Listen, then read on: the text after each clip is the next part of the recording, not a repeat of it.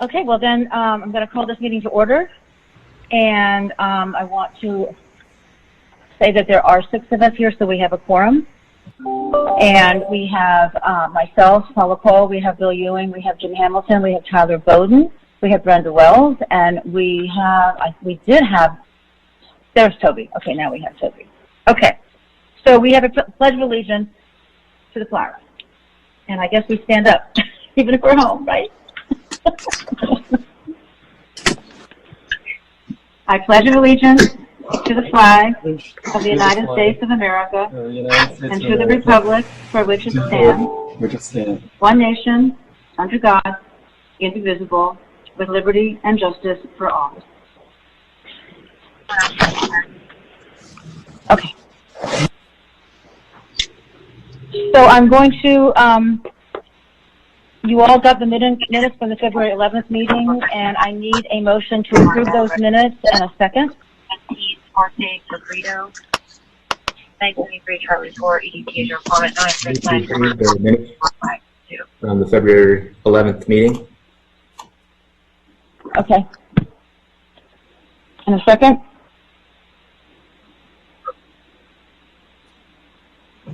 Toby.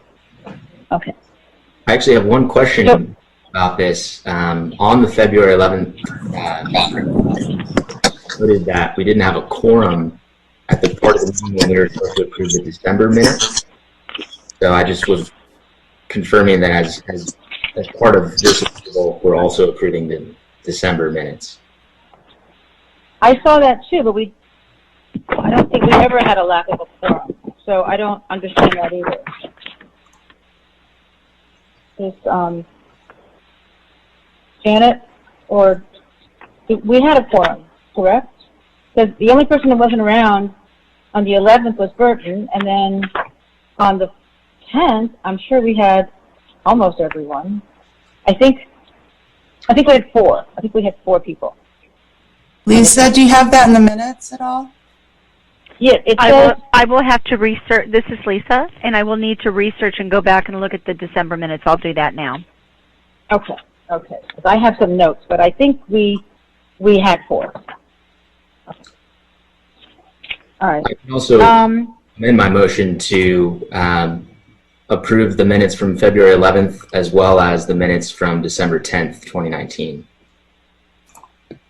Okay. With the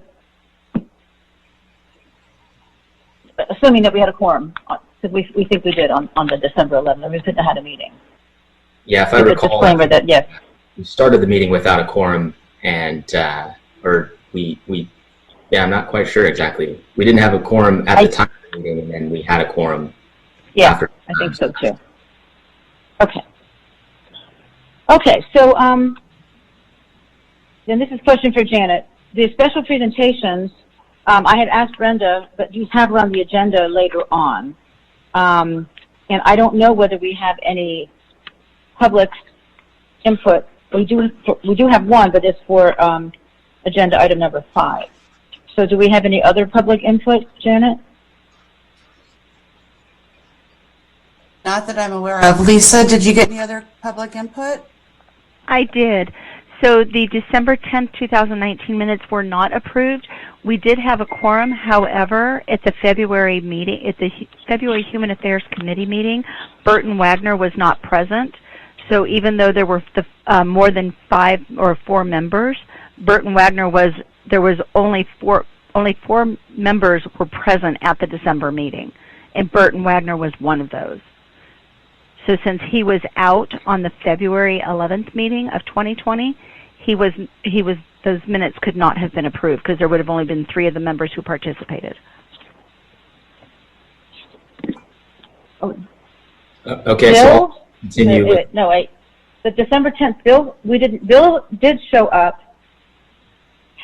I remember that we were surprised, and then all of a sudden we ended up with 4. But I think Burton may have come late, and Bill had an emergency. So I still think there were 4. I don't know whether we want to discuss it now, but I do think that there were 4. But I guess you're saying there have to be 4 to start, and there weren't? It It doesn't just have to be 4. Whoever were the 4 there at the time the minutes or during the meeting would need to be the 4 who approve it. Oh, so since Burton is not here today, we won't be able to Right. November 10th. Well, let me see here. That is correct.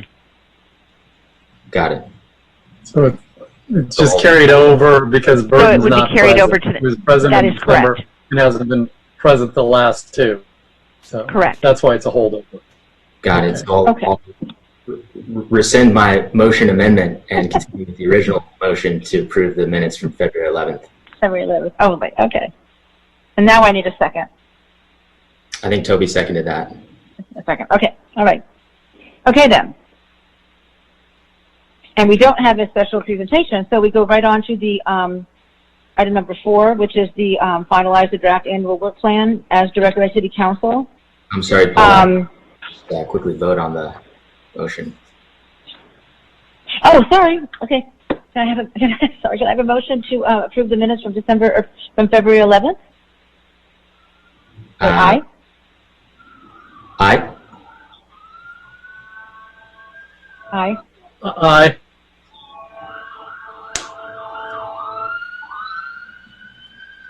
Bill's on mute, but I think We he have to said. get we have to get a verbal aye, or is that there's a way Matt or Shannon? Janice says aye. Okay. Okay. All right. Can we move on to number 4 now? I'm hoping. All right. So the draft annual work plan. I did pull up the work plan that we had. Well, first of all, the work plan has a new layout with items where there are goals. There's a project name, there's goals, there's an estimated cost, timeline, resources, and is it new or continuing from the previous fiscal year. So this is the work plan for our committee. And last year when we had a work plan, we had draft work plan, we had decided that we were going to have a topic for each of the 6 meetings that would encompass the cradle to grave human affairs issues that we deal with as members of the city. And we did miss a few, and we had to move things around. But I think we have 6 topics. I don't know whether we want to have 6 plans or 6 projects. So I'm looking for input from everybody about what you think our project should be for the next fiscal year. I think we left off with mental health, and we were supposed to have our May town hall on mental health. Like we had the one previously on the homeless issue.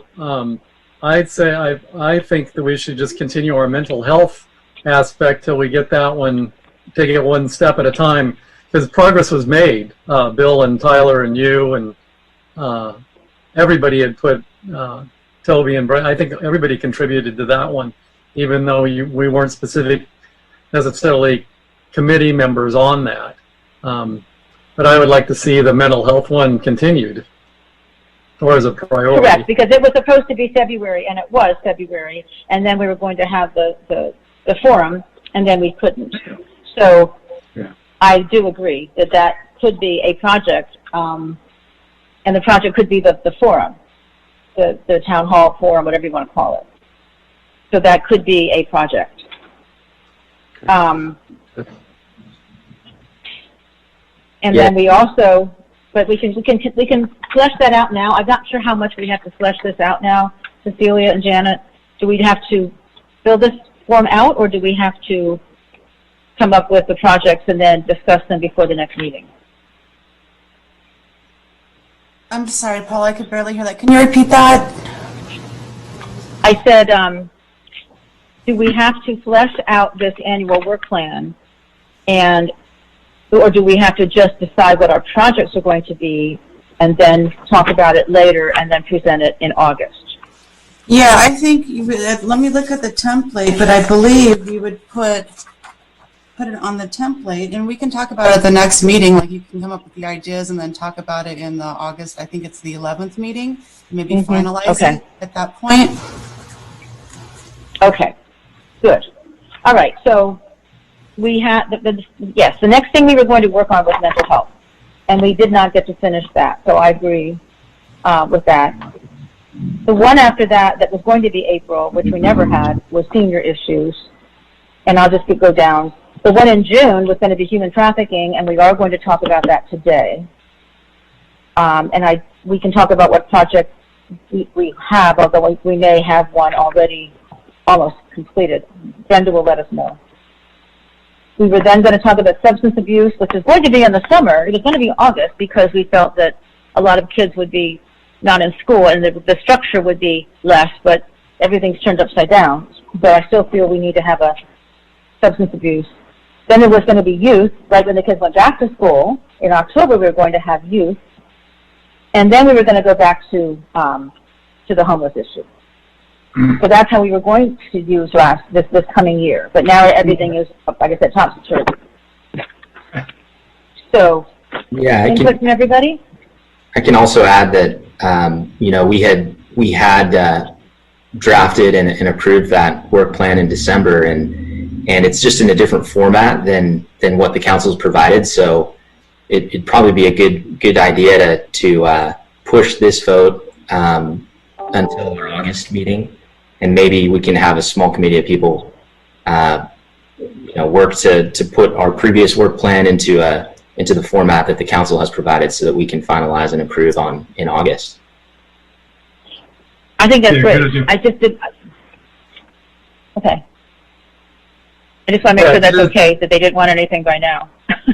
Stay the course on what the idea is, stay the course in the path that we were following, kind of in the same order, but put it into the new format for the new fiscal budget or new calendar, you know, whatever calendar we're in currently for this next work plan, right? So just I'm saying stay the course what we had in 2019, carry it over to 2020 in basically the same order, because we had discussed and have gone over all these and people were assigned and everything. So my request is that we consider staying the course that we currently are on, just updating it. Yeah. Okay. That's good. Good. I can make Anybody have any other? Go ahead. Yeah, I just move that we push approving our annual work plan to our August meeting, and in the meantime, reformat our previous work plan into the requested format to finalize and approve in August. In so many words. Okay. Yeah. So we'll have to meet It was clean. as smaller groups. We'll have to meet as a smaller group of at least 3 or less.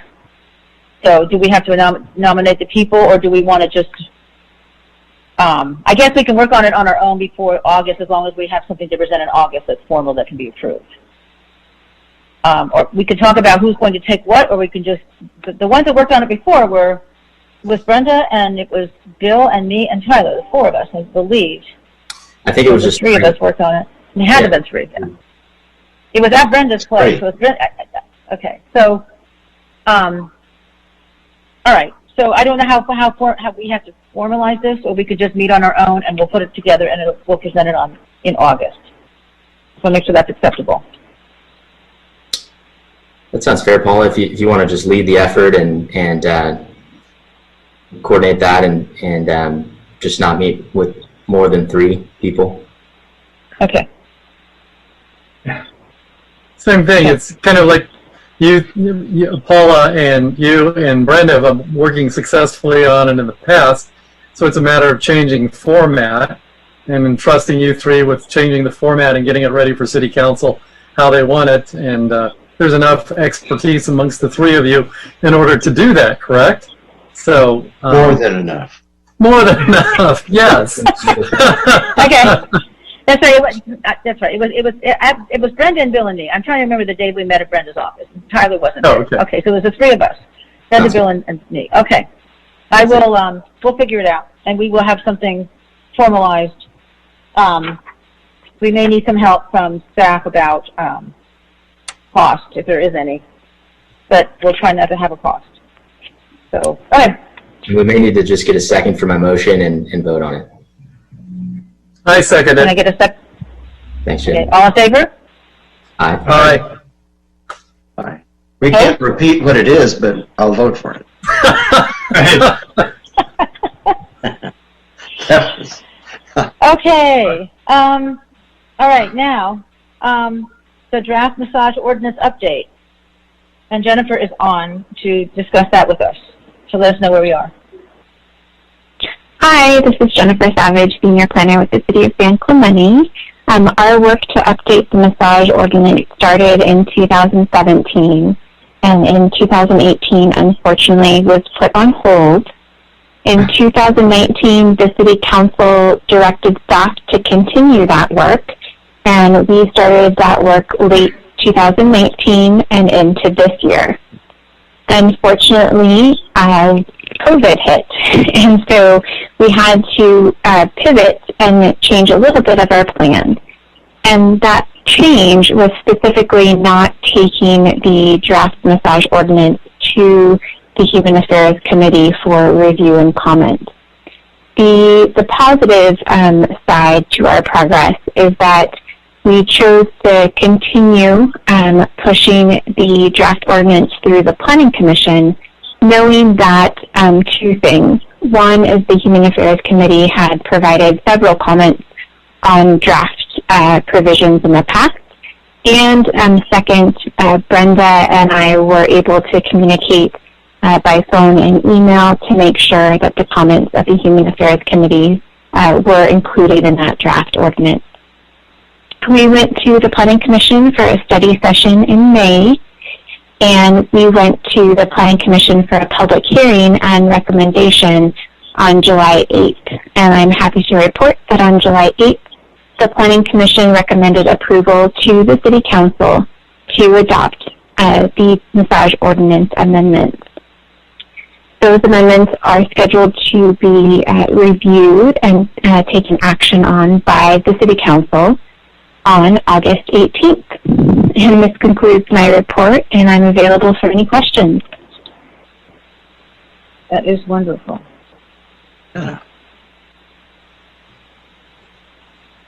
Excellent. Yay, Brenda. Does anybody have any questions or comments? Of course I do. I was waiting. First thing I want to say is thank you to Jennifer Savage to as being such a great partner in this and making sure that we were following the policies and the procedures, and in fact that it bypassed the Human Affairs Committee, and that one single step I think hastened the results. As Jennifer pointed out, we had already created and submitted what we thought was appropriate, and there was no significant changes. The one thing that the Planning Commission did not choose to endorse was the human trafficking signage, which falls under Senate Bill 1193. That's actually a state mandate, so they felt like adding additional language at the city or municipal level might have been redundant. They could have, but they chose not to, and I understand that, and of all the things they're going to leave out, that would be fine. But now we just need to gather a poster police brigade so we can go in there and see if they've got these posters up there, but it's already a requirement, so that was a good thing. Sitting in on the Human Affairs or on the Planning Commission comments, it was really positive. They were looking through those things, and the questions they had were not challenging whether we should or should not do these things, but how can we do it best, and is it comprehensive enough? That was my perspective. So I was really grateful and pleased to hear the participation on the Planning Committee, that they read these and they took them seriously, and they recommend unanimously for the City Council to adopt them. That's commentary. Question: is there any reason that we can think of that City Council wouldn't accept these recommendations? Is there any additional challenges that we need to be prepared for when this goes to Council? I'm not sure who that question is for, Cecilia or Jennifer. This is Jennifer. We don't foresee any challenges at this time in terms of City Council support. The only potential minor challenges that we're not actually anticipating at this time, but could also come up, is that in light of COVID, there has been in the past few months a little bit of challenge in terms of getting items on the schedule for the City Council agenda. However, this item is on their future agenda, so barring any emergencies, it should stay on their agenda. Thank you. Yeah, I just want to commend Brenda and Jennifer and Cecilia and all staff that's worked on this. Great job in your efforts. I remember my first meeting of the Human Affairs Committee 2 years ago when this was discussed, and glad to see we're here now. So congratulations and kudos. Yay. Congratulations. That's wonderful. Okay. Moving on to new business. We do have an email that is part of public comments that Lisa asked me to read. And she asked me to read it when we begin agenda item 5, which we're on. And it says, addressing agenda items 5, B and A. B being the selection of 2 committee members to join task force, A, Human Affairs Committee chairman. My name is Donna Bedreen, and I am a San Clemente resident and business owner. I have been engaged in homeless ministries, mostly with my church in San Clemente. I fully support the work of our San Clemente Human Affairs Committee, and my understanding is a joint task force on homelessness is forming to work on the problems associated with homelessness in San Clemente. It is good to see the work plan for addressing the homeless problems in San Clemente. I ask our City Council and City leadership to support the Human Affairs Committee on identifying community resources and leaders to work on preventing future homelessness, securing short or long-term housing for current homeless residents, coordinating faith-based and nonprofit agencies, and continuing to inform and engage San Clemente citizens. This will help achieve clarity on our San Clemente homeless problems. This is a health and safety priority for the homeless, especially during the COVID-19 pandemic. We want to limit the spread of infection for our San Clemente community, protecting all of San Clemente. My understanding is Orange County, state leadership, and agencies stand ready to work with our city once we have a plan to secure housing for the homeless sleeping on our streets and public areas. I applaud the work started and planned by the Human Affairs Committee under the leadership of Paula and contributions of Tyler, Bill, and several others. The 2 meetings I attended were productive, with a good exchange of ideas and discussion from the Sheriff's Department, service providers to San Clemente homeless, churches and nonprofits, and Laura Ferguson from our City Council. Next meeting is scheduled for August 17th to continue establishing relationships, trust, and connections, and to find solutions to our unhoused population in San Clemente. Signed, Donna Bedreen.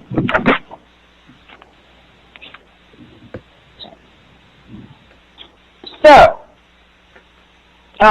next business is A, selection of Human Affairs Committee Chair and Vice Chair, and I'm assuming this is through next June, I believe. Fiscal year 2021 ends in June, is that correct, Cecilia? Or Janet? Yeah, it would be for a year. So it would be starting 1 July through the end of to 30 June. Okay, so June 2021, that's what I meant. June 2021, okay. Okay, so do we have some nominations for the committee chair?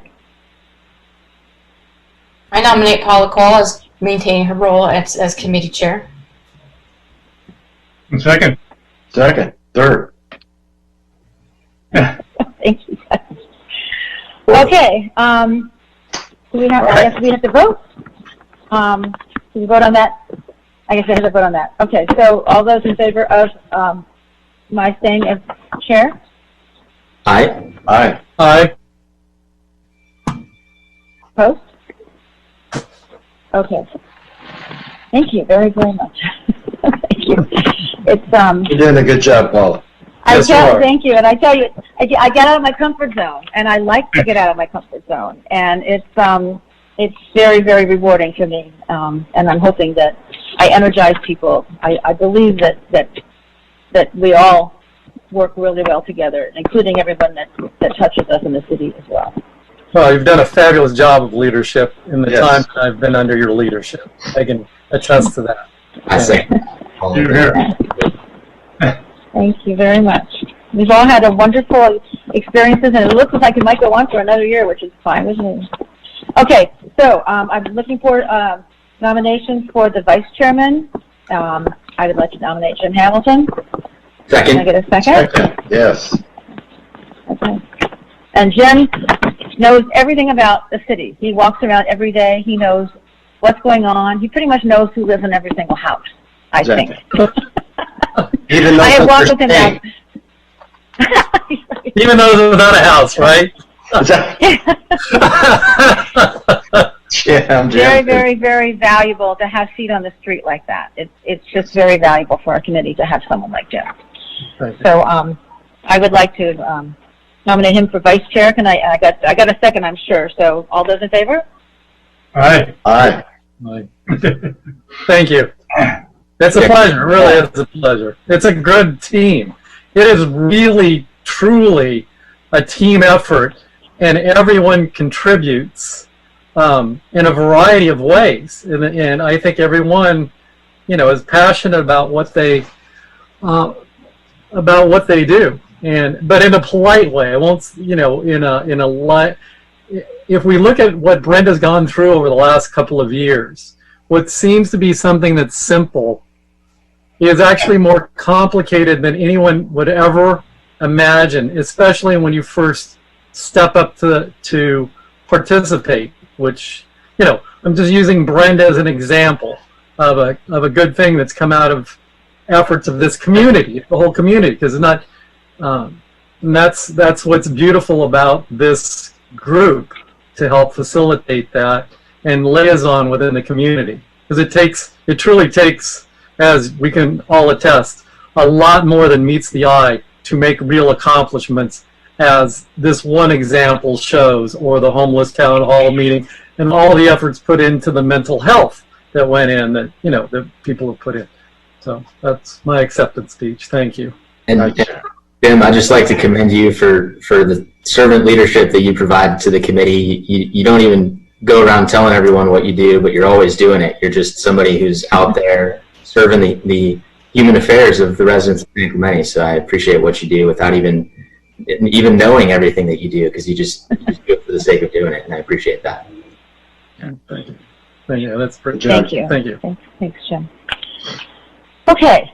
The next thing is I think in December, I think City Council discussed this. They wanted to have a homelessness, quote unquote, addressed by the Human Affairs Committee and a Public Safety Committee. And now there is going to be a joint task force committee on homelessness, and they would like us to nominate 2 members of our committee to join that joint task force committee.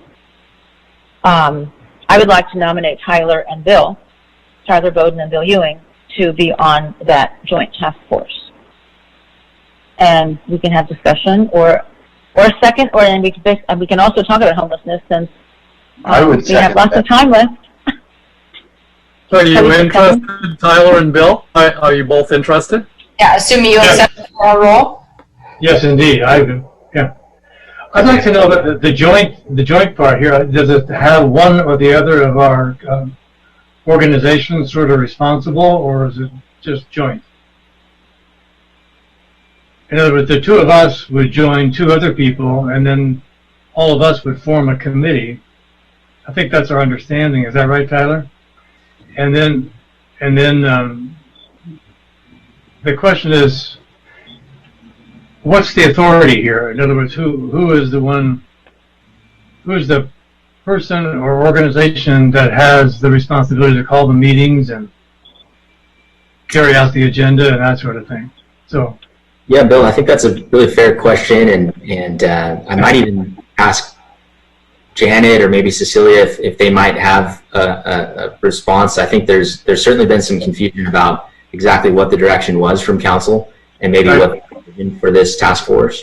I think we're all on board with putting the work in to do what we envision, which I think is the work plan, the community work plan on homelessness ultimately. But I don't know the answer to your question about who calls the meetings and whatnot, and I'm not so sure even if the Public Safety Committee has appointed their 2 members yet. So Janet or Cecilia, would you happen to know if that's happened? Or Hi, Tyler. I know the Public Safety Committee had met yesterday, so I will follow up with them to see if they've nominated their 2 members, and then I will get you the answer on how you're going to meet and who would call the meeting and things like that. I will get you those answers. Very good, thank you. That would be appreciated. Hi, this is Cecilia. So the Public Safety Committee met last Thursday, and they did not select their 2 members to this joint committee.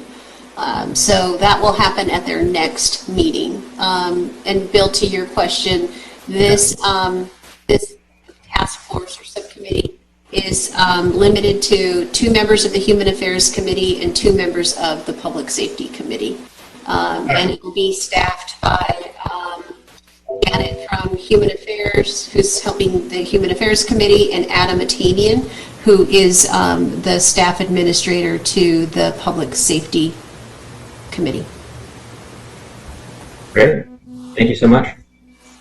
Okay. Do we There need was to one move thing I to wanted. vote? Oh, go ahead. Oh yeah, go ahead. Do we need to move that we nominate these 2 people, Janet, Cecilia? Yes. Okay. Paul, I think you moved, and Toby. I did. Okay. So all in favor of adding, selecting Tyler and Bill to the Joint Task Force Committee on Homelessness? Say aye. Aye. Opposed? All right. Okay, motion passed. Yay.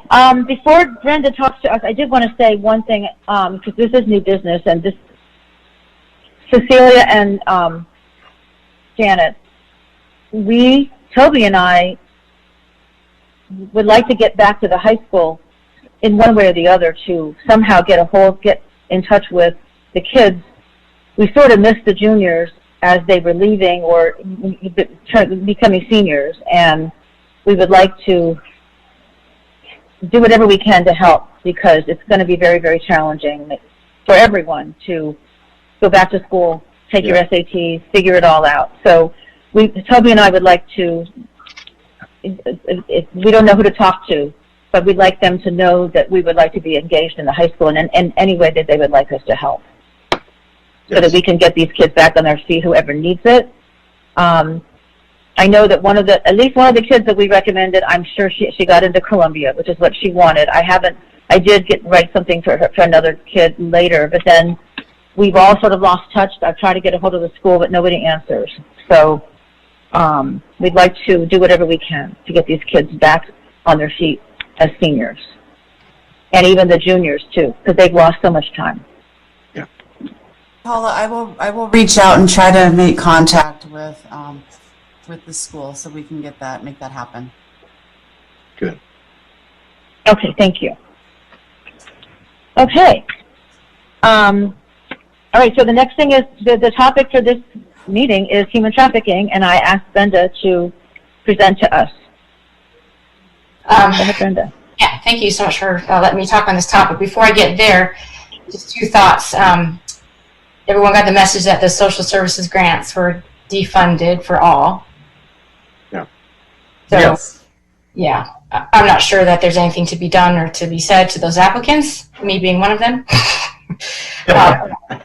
What to expect or when we should have been notified. I want to make sure I know, because I'm a part of this committee. Has anybody notified the other applicants to let them know where we are at with that? I did mine, at least the family to family one, the counseling group. The other one, the senior center, they've been kind of closed, but my intention is to do that. Okay. I just suggest. I'm sorry.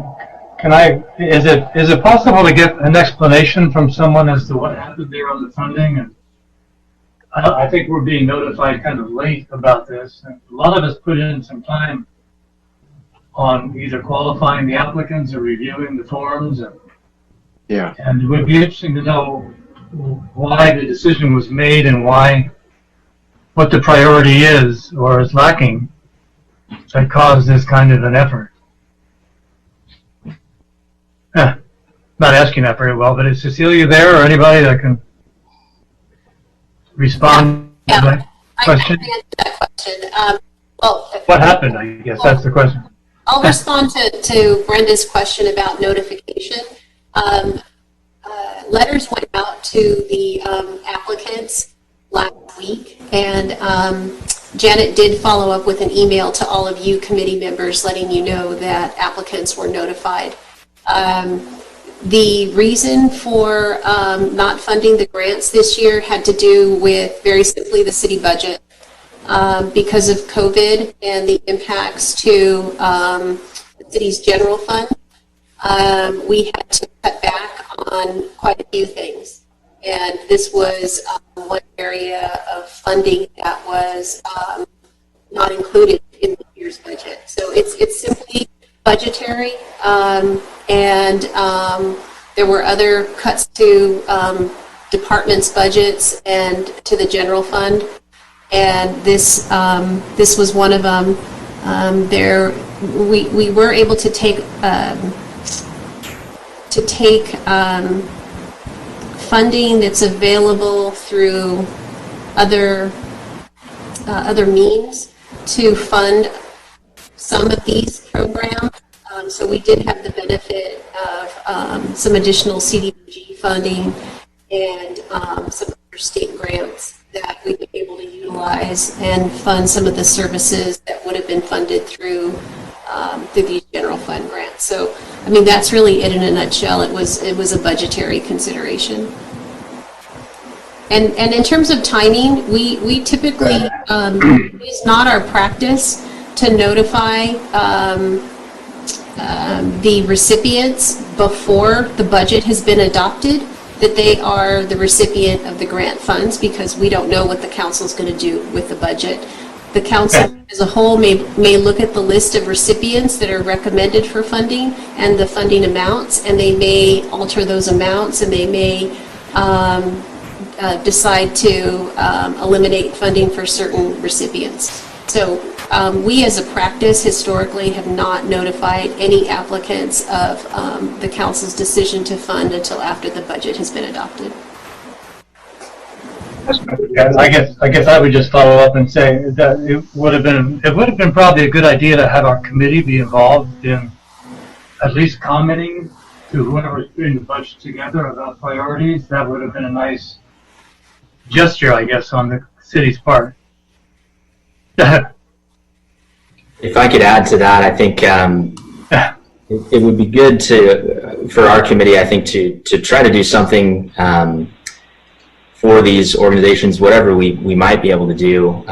Even in speaking with one of the council members earlier this week, I don't think they were really aware of the implications of the budget that they had passed as it pertains to this CDBG funds, and probably didn't realize that these general fund allocations were removed. And so I wonder, I think it was maybe too late for us to agendize this meeting, but I'd like to make a motion that we agendize this item for our next meeting so that we can discuss in more detail how we might be able to rectify this issue. I'm not sure exactly what language you want to have on the agenda, but I think we should certainly talk about it, maybe even just sending out surveys to these organizations to find out what the impact has been of COVID-19 and if they're still operating and if they still have a need. If so, it seems that we may have council support to refund or put the funding back into the social service grants allocation. Very good. I would second that idea. Yeah. To make it an agenda item for the next meeting. Yeah. Yes. And I don't know, I'm sure that the budget is totally transparent, but I would like to understand what services, what departments and budgets were cut due to COVID-19. How that affected us financially. But I don't know. So I would like to know how that affected us financially to the tune of like $54,000. It doesn't seem like a lot, but there must have been a reason for it that was valid. But I'd like some more detail. Yeah. So is there a motion? So it's on the agenda. Okay. I move for it to be on the agenda for the August meeting, whatever date that is. So August. Okay. I second it. Okay. All those in favor? Aye. Aye. Opposed? Okay. So we'll put it on the agenda, and if we could get some detail, and also discuss solutions for somehow getting some of that funding back in different ways. I don't think a bake sale is going to generate $54,000, but we'll figure something out. Yeah. Very good. Thank you. All right, so now, taking it back. So I just want to say thank you. We have Deputy Duran on the call with us, and thank you for your patience as you get to see pull the curtain back on the Human Affairs Odyssey. Our topic is human trafficking, and I went through a series of speakers to speak as a subject matter expert on this topic, especially in light of the illicit massage establishments and what we might be able to do. Speaking with Lieutenant Manhart, our sheriff, he referred us to Deputy Duran. So before I take the topic, I would like to give him the opportunity to introduce himself and let us know what he and the city sheriff representatives are doing in terms of either illicit massage or any kind of human trafficking engagements before we go forward. Go ahead and come off mute or show us your face, whatever you feel comfortable with, Mr. Deputy Duran.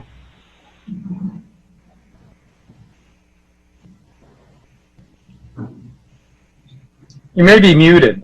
Looks like you're muted. Yeah. I think he's a lot better looking than what shows up on the page there. That's good. I'm assuming he's still with us. Okay. There he is. Can you hear me now? Unmuted. Sorry. Yeah. Yes.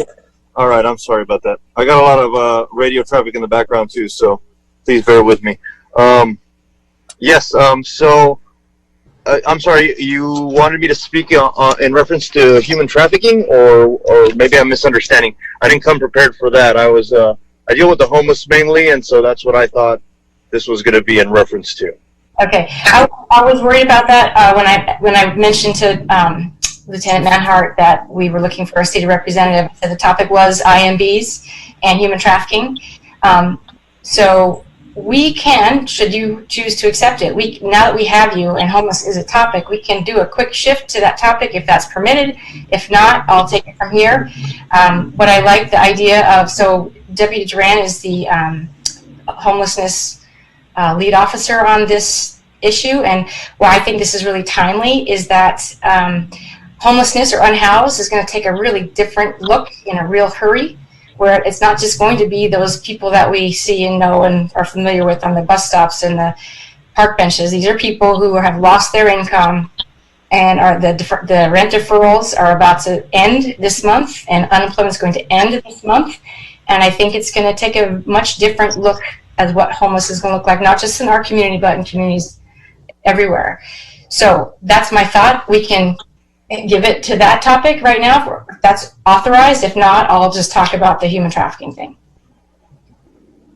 But it's a rare moment to have somebody like Deputy Duran with us. What would you like to do? This is Janet. Homeless isn't on the agenda, so we can't talk about the homeless. Okay. All right. Well, I appreciate that. And so, Deputy Duran, you're welcome to stick around if you want to. If you have any thoughts, please jump in. But if you have radio traffic, you need to pay. That's a priority. We understand that as well. Yeah, if that's the case, I'm going to get going. I've got plenty of other things I got to tend to, so I apologize. But if you have any issues or any questions in regards to homelessness, I'd be more than happy to help you out in the future. You're the guy. Thank you so much. Apologize for misunderstanding. Thank you. After Have a great you're day. done, Brenda, not to interrupt, can we put him on for the next meeting? Put him on the agenda for the next meeting. That'd be good. Neither topic is going away. It would be nice to hear boots on the ground radio traffic guy telling his side. That's fine. If you just want to send me an email in the future and let me know the details in reference to that, I'd make I'll make every effort to make it. Okay. All right. Thank you again, and we will look forward to seeing you at the next meeting. Thank you. Have a great day. All right. Bye. All right. So we actually had from the Orange County Human Trafficking Task Force. The lead law enforcement was going to join us, but he also had an operation that he had to do in San Diego, chasing the bad guys. So I decided, I guess we could let him go for that one. But so on the topic, and just in the context of the IMBs, the research that we did on this, and I think the reason why it's compelling now, is that what we're finding is not only is it is the coronavirus making this particular arena for human trafficking a public health risk, but it also is driving traffickers, labor traffickers, and sex traffickers to be a little bit more desperate, and a little bit more aggressive in making sure that they don't lose their income as well. So when it comes to the IMBs, what we're looking at, and talking with the Orange County Human Trafficking Task Force approach that has been supported by several other agencies.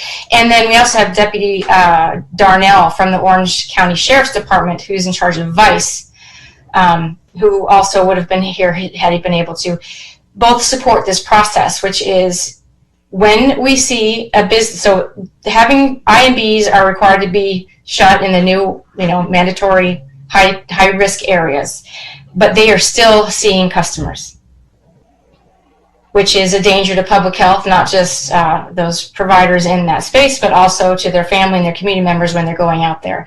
So the approach that they're taking is if we and we have volunteers that are willing to do this once we've decided it's the timing is appropriate, that will sit outside of these known locations, and if they see any customers coming in or out, they can call code compliance or the sheriff's department, and they'll be able to shut them down for being in violation of the governor's orders.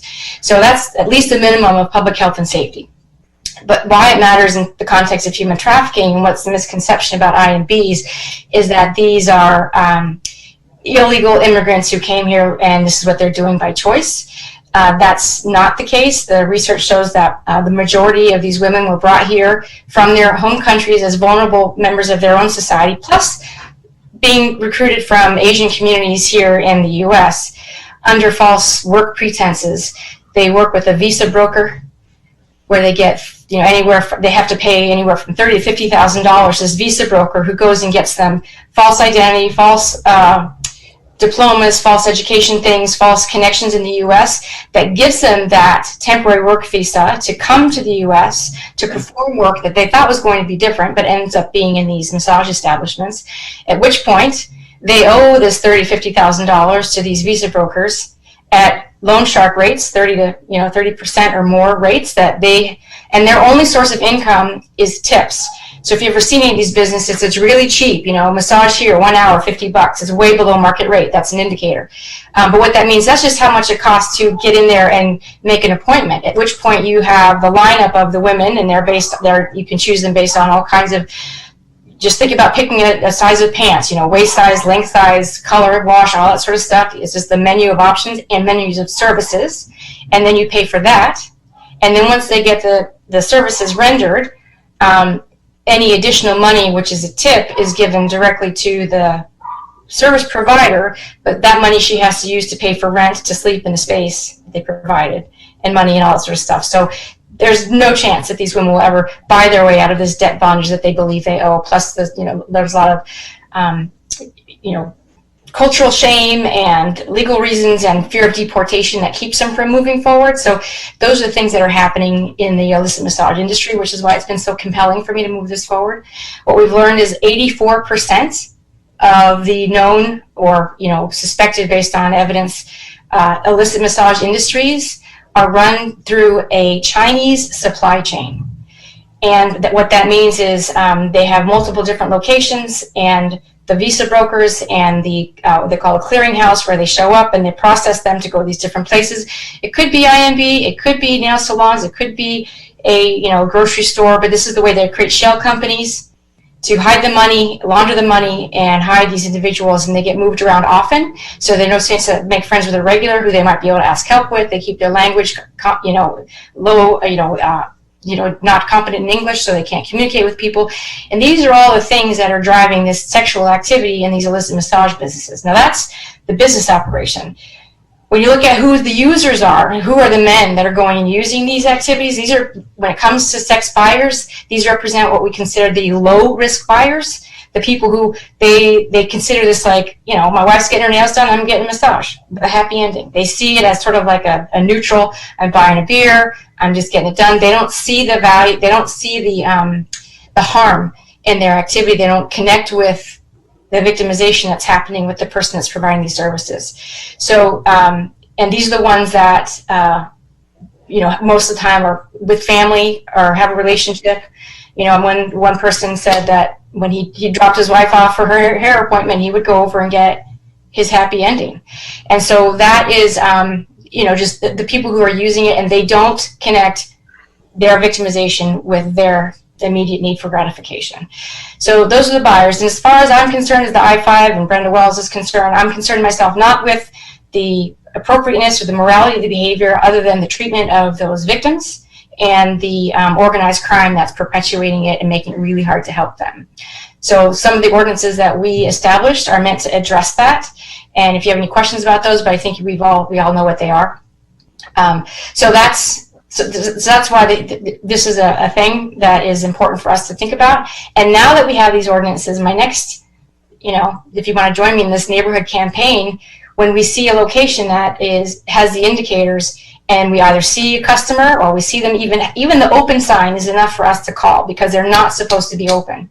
We can call to shut them down in the context of public health and safety. And I think, so that's where we are with that. And if you have any questions about the ordinances or that down and dirty, let me know. But that's my education on that arena, that market for human trafficking in San Clemente. Oh, and by the way, most of the investigations begin, the vice agent I talked to and the Orange County Human Trafficking Task Force lead person I talked to say they choose to investigate this sort of trafficking activity based on two things. One, they go to rubmaps.com, Red Massage, Craigslist, there's a handful of places. A review is as good as evidence. So if they see her, if there's a location that says, yeah, I went to here and this is what it looked like, they consider that worthy evidence to go forward. And the other thing is, how cooperative will the city be once they perpetuate or initiate an investigation? Will they support the prosecution, or will they support the process to take to the next steps? So if there's a city that doesn't have these ordinances in place, if there's a city that doesn't comply or have law enforcement that will work with them, they won't bother coming here because their efforts are wasted. So that's another reason why it was important that we got these here. Yeah, Brenda, thank you for the presentation. I was wondering if you might be able to, just for the folks watching at home, maybe just quickly review the gist of the ordinances themselves and what those will accomplish. Yeah. So there's a handful of them, and honestly, the ordinances that San Clemente had were enough to shut down a massage establishment, because if they're open after 9, they have light, you can't see in the windows, that's enough, but that doesn't usually enough to raise the red flag for action. The additional enhancements that were included were, if a location or an establishment was found to be in violation of city or state code, then they could be shut down for a period of time based on the number of consequences, at which point that business, two things, that business location cannot be reopened for that same kind of business for 2 years.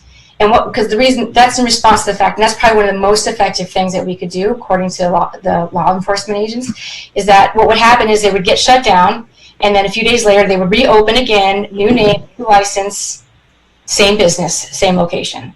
So this puts some pressure on the landlords to make sure they know who they're renting to, and it puts some consequences on them. They're also on the hook for these activities, so there's a little bit of landlord. They can't say that they didn't know. They have to sign affidavits saying that they understand the kind of business and what is going to be their accountability and responsibility as well. Some of the other things include licensing requirements. So now, when you apply for your establishment license, it requires a lot more background information. I think City of San Clemente already had background checks required, but now we've added, what other businesses in whole or in part are you connected with, to help us if they tell the truth, and that we don't know. There's going to have to identify what other businesses they have any partial or part investment in. That it must be a person, but that is often a straw owner that the shell company will put in. But there's so licensing and the things that are required are a little bit more revealing in terms of the proprietorship and who's going to be opening the business. And just to also be clear, we worked with, but we know to be legitimate massage therapists, those who are a credit to the profession, making sure that nothing we were doing was going to provide undue hardship for them. So we made sure we included some of those individuals in our conversation, and we made sure that that didn't happen.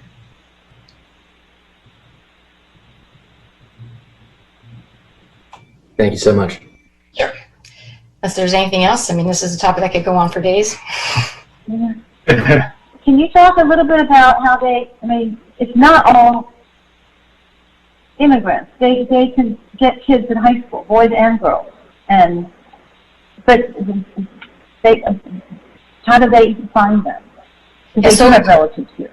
In the world of in the illicit massage establishments, which was the theme I was speaking of, they are a majority Asian from either Korea or China, or some from Japan. What's interesting is they're a middle-aged Chinese woman is like the standard sort of service provider, and that might be surprising to a lot of you. But when you think about the this low-risk buyer, they don't want emotional connection.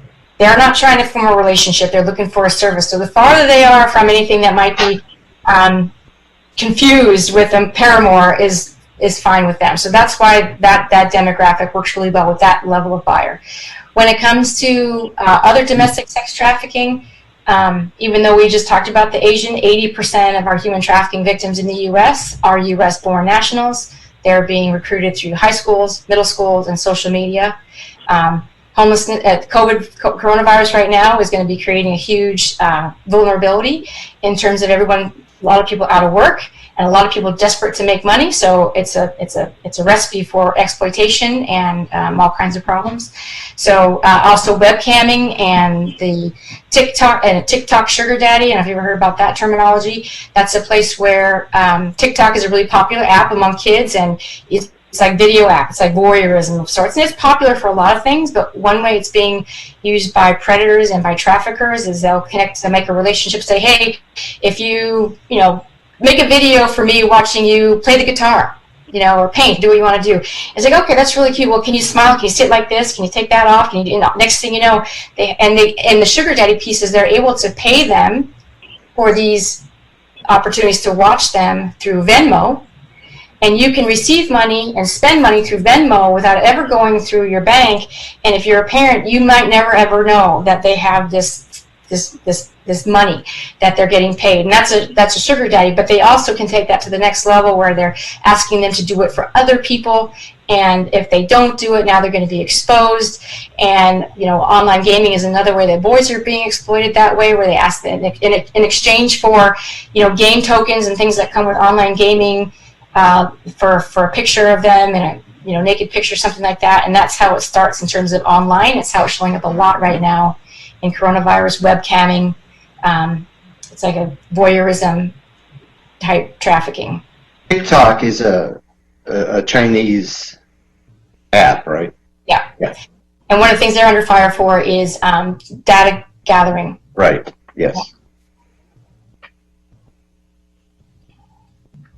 All right. Okay. Very challenging. How does the RICO Acts, the things that go way back to RFK? The racketeering and organized. Yeah. Mm-hmm. So it applies here, but it's just really, really hard to find them. If anybody watched the movie about the Panama Papers, or understand what that's all about, how easy it is to have offshore accounts, shell companies, open up businesses under an LLC, you'll understand how difficult it is to track the owner and how easy it is to move money from one place to another. That as the American, corporate, entity setup system, they make it easy to do that. It's totally legal to do that, and everybody knows that America is the best place to do that. So the RICO laws will fit, but they're just hard to trace these days. Yeah.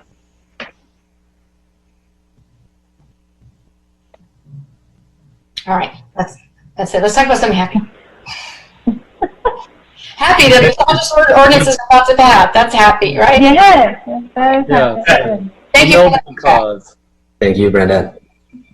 Yes. Okay. We're at the end of our agenda. And we were going to have a joint committee meeting of all the councils on September 29th, but that's been canceled due to COVID. So our next meeting will be August 11th at 3:30. August 11th. And I just want to thank everybody for your participation. Again, your energy, your devotion. You are it's just been a wonderful group to work with, and just thank you for your support. We're all in this together, and as far as you know, the August 11th is Zoom again, right? It does not say that. It says it's going to be at the San Community Development Center, but I would assume it's Zoom. But oh, okay, maybe it will be. I'm assuming it's Zoom. And It's a Cecilia, Zoom. is that true? Yeah. Okay. Yes. We're not ready yet. Okay. I can just, I can move to adjourn to the next regular meeting of the Human Affairs Committee to be held on August 11th, 2020 at 3:30 p.m. On Zoom. I second that. Second? I second. All in favor? Aye. Aye. Aye. Thank you, guys. All right. Good job, Brenda. That's Talk good. to you. Yes. Thank you. Good job, guys. Good job, Brenda. Bye, everybody. Bye-bye. Thank you, Cecilia.